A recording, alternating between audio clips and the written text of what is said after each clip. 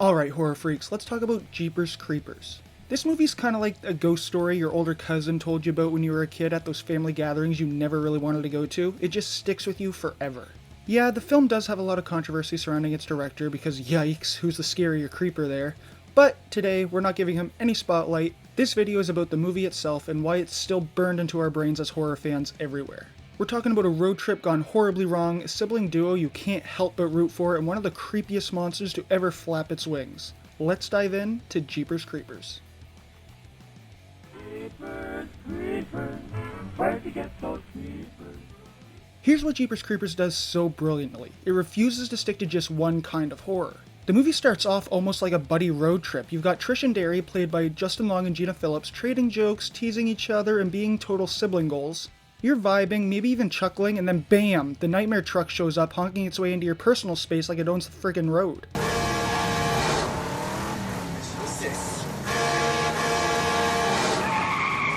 But then, the movie trucks along, no pun intended, and just when you think it's going to be a straightforward slasher, nope. Now you're in a creepy basement filled with stitched together bodies. But wait! There's more! By the end, it's a full-on monster movie complete with a fully bat-winged creature who's doing things you're not emotionally prepared for. This movie is just like a sweet, sweet buffet for horror. It gives you a little bit of everything and somehow it all works. You're constantly on the edge of your seat because you never know what it's going to throw at you next. What also really makes this movie click is the sibling duo at its core. Justin Long and Gina Phillips have such natural chemistry that you immediately buy into their relationship. They bicker, they joke, they absolutely frustrate each other. It's exactly what being stuck in a car with your sibling would feel like. Trust me, I know. Justin Long as Derry is so curious it almost hurts. Every time he says, hey, let's go check this out, you're screaming at your screen, don't frickin' do it! No! God, please, no! No! No! No! While it is frustrating at times, it's what makes him so relatable. He's that guy who, even though he knows he shouldn't do it, he's like, hey, I have to go see what's in this creepy-ass basement, even if it's the worst idea ever. And Gina Phillips as Trish? She's the voice of reason we all aspire to be in horror movies. She starts off by rolling her eyes at Derry's antics, but when things get serious and shit gets real, she steps up in a big way. They're both the kind of characters that you generally care about, which makes the terror in this movie hit so much harder. And we obviously can't be talking about characters without talking about the main guy himself, the Creeper, because wow, this guy does not mess around.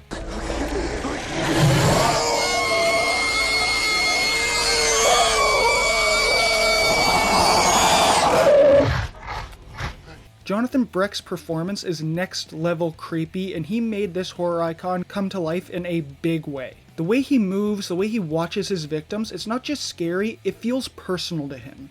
The design is also so unique and terrifying, from the trench coat to the bat-like wings to that horrifyingly creepy face not even a mother could love. The Creeper is the stuff nightmares are absolutely made of.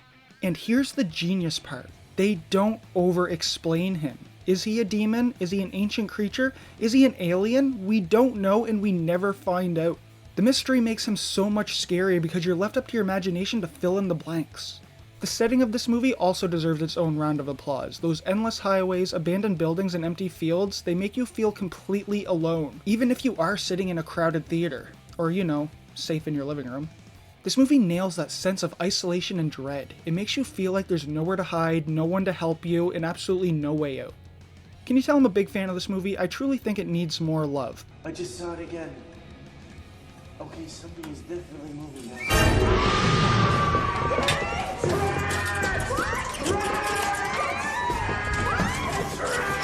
But, in closing, let's address the big elephant in the room, just for a moment. Yes, the director's criminal history casts a long shadow over this movie.